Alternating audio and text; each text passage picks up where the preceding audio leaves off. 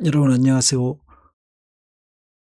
부활 네 번째 시간입니다. 몸의 부활의 근거가 어디에 있느냐라는 것인데, 그것을 이야기하기 전에 먼저 우리가 한 가지 질문을 해보고 싶습니다. 여러분은 무언가를 지키기 위해서 애썼던 기억이 있습니까? 저는 이 칼빈의 기독교 강요를 보면서 이 칼빈이 정말 지키고자 했었던 것이 있었다는 것을 알게 되면, 그게 뭐냐면 예수 그리스도의 십자가의 죽으심과 부활의 가치입니다. 그 진리를 지키기 위해서 평생 몸 바쳤던 인물이라는 겁니다. 뭐랄까요? 많은 생각을 하게 됩니다. 우리가 신앙생활 하는 걸 보면 우리는 무언가를 얻기 위해 내가 원하고 바라고 또 기대하고, 그리고 내 인생을 잘 되기 위해 살아가고 있고, 또 그것을 위해 신앙생활을 하는데, 이 칼빈은 보면은 반대였던 것 같습니다. 자기 자신의 육신의 그 질병, 온갖 질병을 가지고 살았죠. 그건 개의치 않고, 당대에 온 유럽을 지배하고 있었던 이 가톨릭이라는 어떤 거대한 어떤 그 세력에 맞서서 기독교 예수 그리스도의 십자가의 죽으심과 부활, 그 가치를 세우기 위해서 평생을 헌신했던 인물이라고 할 수 있겠습니다. 그런 점에서 이 칼빈의 기독교 강요를 보면은 그의 지식과 어떤 탁월한 뭐랄까요, 지혜에서 나온 것이 아니라 그리스도의 십자가를 사랑에서 나온 그의 작품이다라고 할 수 있습니다. 사랑에서 나온 것이죠. 복음을 사랑했고, 그리스도를 사랑했고, 그리스도의 말씀을 사랑했고, 그리스도의 생애를 사랑했으며, 부활과 죽으심과 그리고 다시 오실 그리스도를 사랑했던 한 인물이라고 할 수 있습니다. 이렇게 세상에 여러 가지 잡다한 지식을 끌어다가 논리적으로 깨어 맞추는 것이 아니라, 구속사 예수 그리스도를 통한 유일한 구원의 은혜의 구원의 길을 가슴에 품고, 그 복음 아래 모든 것을 무릎을 꿇리고 밑에 두고자 했던 바울의 그 주님을 향한 사랑이 참 멋지고 아름다운 것입니다. 그래서 기독교 강요 곳곳에 바울의 그런 사랑과 십자가 복음에 대한 열정과 애정들을 느끼게 되는 겁니다. 몸의 부활의 근거가 뭐냐라고 물어보면 이 본문을 보겠습니다. 몸의 부활의 근거는 하나님의 전지전능하심, 부활을 증명하는 하나님의 무한한 능력을 생각해야 한다라고 하죠. 하나님의 전지전능하심은 창세기부터 요한계시록까지 일관되게 기록되고 있는 말씀이고, 무엇보다도 창세기에 가장 잘 나와 있죠. 하나님께서 태초에 세상을 창조하시고 모든 만물을 지으시고 또 인간을 무에서 유로 인간을 지으십니다. 그런 하나님께서 우리 인간을 다시 죽어 썩어 없어진 존재에서 다시 부활하게 하신다는 것은 하나님의 그 전지전능하심을 생각하면 어려울 것이 없겠습니다. 그가 만물을 자기에게 복종케 하실 수 있는 자의 역사를 우리의 낮은 몸을 자기 영광의 몸의 형체같이 변하게 하시리라. 근데 어떤 사람들을 보면은 예수님도 믿고 하나님도 믿는데 몸의 부활을 믿지 못하는 사람들이 있는데, 그것은 좀 말이 안 되는 이야기죠.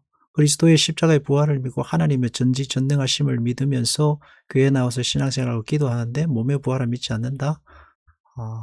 논리적으로 맞지 않는 얘기를 할 수 있습니다. 그래서 그리스도께서 우리에게 몸의 부활을 믿으면 부활하고 안 믿으면 부활하지 않는 게 아니라, 그리스도의 하나님께서 예수 그리스도의 십자가의 은혜로 하나님의 의지로 자녀된 사람은 하나님께서 모든 그 택하신 자녀들에게 새로운 몸을 입히시고 몸으로 부활하게 하신다라고 할 수 있습니다. 칼빈은 특히 이 부활에 대해서 이야기하면서 뒷부분에 가서 강조하는데, 지금 현재 살아가고 있는 이 몸으로 부활한다라는 것을 굉장히 강조하고 있습니다. 근데 조금 생각해 보면 이제 여러 가지 논리적으로 모순이 많죠. 인간이 죽고 나면은 흙이 됩니다. 썩어서 흙이 되고, 흙이 되면 그 흙은 식물의 영양소가 되시고 다시 또 물로 흘러가고, 또 물은 또 증발하고 비로 쏟아지고 하면서 온 세상이 다 흩어지게 되어 있습니다. 그리고 흩어지면 다시 또 어디로 가는지 모르죠.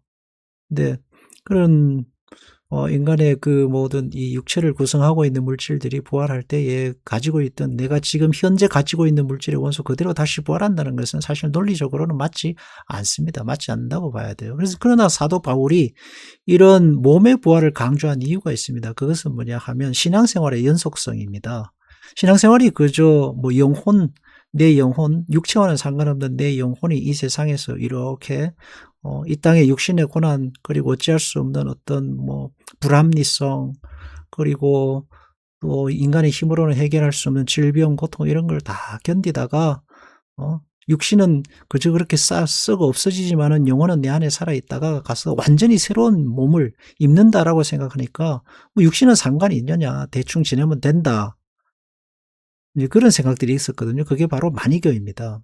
그래서 상관없다. 육신의 죄는 상관없다. 영혼만 잘 지키고 있으면 된다. 그러니까 이제 신앙의 순결이라든지 어떤 신앙의 정결이라든지 열심이라든지 그 신앙의 고난이라든지 고통이라든지 이런 게 다 의미가 없어지거든요. 아니라는 거죠.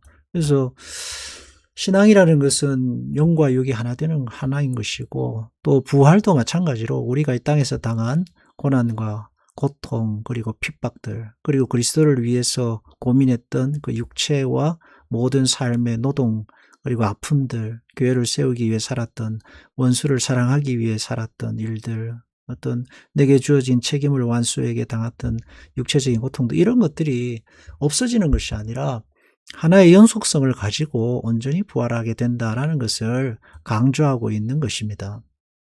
그러니까 결국은 사랑이죠.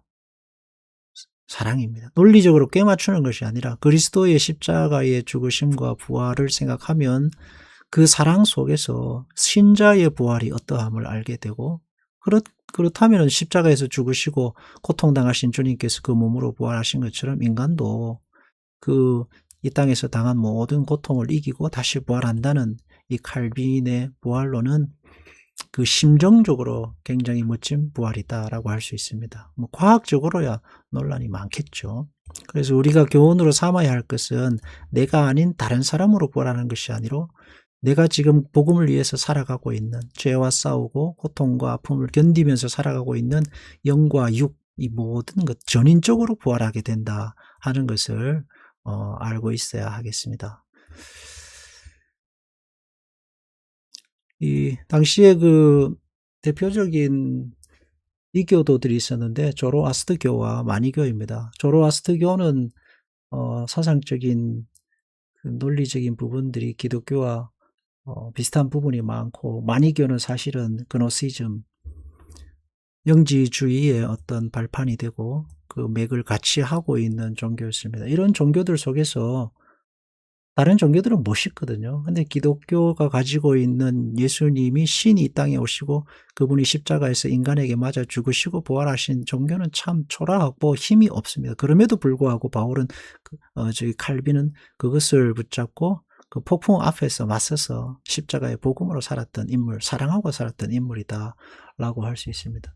이 조로아스터교는 이제 그 신이 이 세상을 선하게 만들었기 때문에 부활도 마지막에는 이 세상을 선하게 다시 회복한다 하는 것이고, 여기도 보면 이제 흩어진 그 인간이 땅에 살아가면 입었던 육신의 그 원소들을 다 다시 모아가지고 부활한다, 이런 부활론을 가지고 있습니다. 그리고 나중에 최종적으로 가면은 악은 다 사라져 버리고 선한 것만 남는다. 최후의 심판이 없어지고 모든 영혼이 다 부활한다. 그래서 보편 구원론을 가지고 있는 종교라고 할 수 있습니다. 여기는 이제 심판이 없죠. 마니교는 인간의 육신을 그 악마가 만든 감옥이라고 보고, 영혼만이 진정한 어떤 구원을 얻게 된다 해서, 뭐, 영혼과 육체를 분리하면서 여기서 이제 좀 더 나가면 마니교의 원리를 좀 더 나가면 구원파가 되는 거죠. 인간의 육체는 어떤 죄를 지어도 상관없고 영혼은 구원을 얻으면 그 구원은 영원하다, 이런 쪽으로 가게 되는 겁니다. 근데 여기 가장 큰 차이점은 뭐냐 하면 구원자 예수 그리스도의 십자가, 그러니까 예수님 이 땅에 오시고 또 우리와 함께 사시고 우리와 함께 지내시고 우리에게 오셔서 우리를 위해 목숨을 내어주시는, 채찍에 맞으시고 사람들에게 조롱을 받고 알몸으로 죽으시고 하신 우리의 죄를 대신 지신 예수 그리스도의 십자가, 복음의 가치는 이 조로아스터교나 마니교와는 비교할 수 없는, 거기에는 없는 것들입니다. 이 조로아스터교와 마니교에는 없는 게 뭐냐 하면은 가장 중요한 것은 사랑입니다. 사랑이 없습니다. 여기에는 조로아스터교에 사랑이 없어요. 하나님이 신이 세상을 선하게 만들었다. 마지막에 가면 악은 다 멸하고 세상을 선하게 된다. 좋죠. 여기도 보면은 육체는 더럽고 추하고 죄 악하고 영혼만이 순수하다. 멋있습니다. 그러나 여기는 사랑이 없어요. 네. 그래서 도로아스터교는 인간의 선행에 대한 보상, 인간이 선행을 강조합니다. 불교와도 맥이 닿아있죠. 선한 인간이 선하게 살아야지 선하게 부활한다는. 그리고 마니교는 그노시즘, 인식, 영혼의 본질적 신성을 의지하고 육체는 멸해야 된다 하는 영과 육이 분리되고 하는 것입니다. 여기에도 보면 결국은 구원자 예수 그리스도에 대한 사랑이 없어요. 그러나 하나님께서 그리스도를 이 땅에 보내셔서 우리에게 강조하신 것은 그리스도의 부활과 은혜, 십자가의 은혜로 변화되어 구원받는다는 건데, 이게 어디서부터? 인간 편에서 시작하는 게, 아래에서부터 위로 가는 게 아닙니다. 위로부터 하나님께서 역사하시고 그 근거와 동기와 그리고 그 중심에 예수 그리스도의 십자가의 부활의 은혜가 있다 하는 것이 가장 큰 차이점이다라고 할 수 있습니다. 그래서 사랑이 없는 종교, 왜냐하면 신이 뜻을 가졌는데 아무 인간의 상관없이 때가 되면 죽고 때가 되면 다시 살아나고 때가 되면 망하고 때가 되면 악이 멸하고 때가 되면 선하게 된다. 무슨 의미가 있는, 다시 아무런 의미가 없거든요. 거기에는 하나님과 인간이 가지는 신적인 어떤 교제, 그리고 하나님의 무한하신 사랑, 우리를 끝까지 사랑하기 위해서 이 땅에 오신 예수 그리스도, 이런 양을 찾아 나서시기 위해서 91마리를 두고 나서시는 예수 그리스도, 이런 처절한 하나님의 우리를 향한 사랑이 이렇게 담겨지지가 않는 거예요.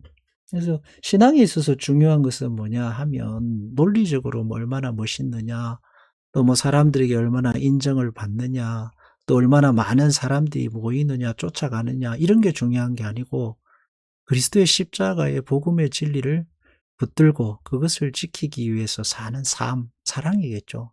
그 사랑이 있을 때에 다른 신앙들이 자리를 잡고 논리적 모순들이 십자가 아래 무릎을 꿇고 또 세상의 지식들이 그리스도의 십자가와 부활의 진리 밑에 서게 되는 것입니다. 그 십자가의 대속의 사랑과 은혜가, 그래서 그 복음이 단순한 진리를 넘어서 나를 위해 오신 그리스도의 십자가의 사랑으로 굳게 서는 것, 그게 신앙, 든든한 신앙의 자리다라고 할 수 있습니다. 그래서 우리 어떻게 이 세상을 살아야 할까, 신앙생활 할까라고 묻는다면 뜨겁게 하나님을 사랑하고 그리스도 복음을 지키기 위해 살아내는 신자가 되면 좋겠다 하는 것입니다. 그러면 참 하나님께서 기뻐하시는 신앙이 되지 않겠나 생각해 봅니다. 기도하겠습니다. 하나님 아버지, 그리스도의 십자가의 복음을 사랑하고 우리를 위해 이 땅에 오신 십자가의 예수 그리스도를 지키고 그 안에서 나를 찾고 주님과 동행하며 주님의 편에 서는 신앙이 되기를 원합니다. 주님 은혜를 더하여 주시옵소서. 예수님으로 기도합니다. 아멘.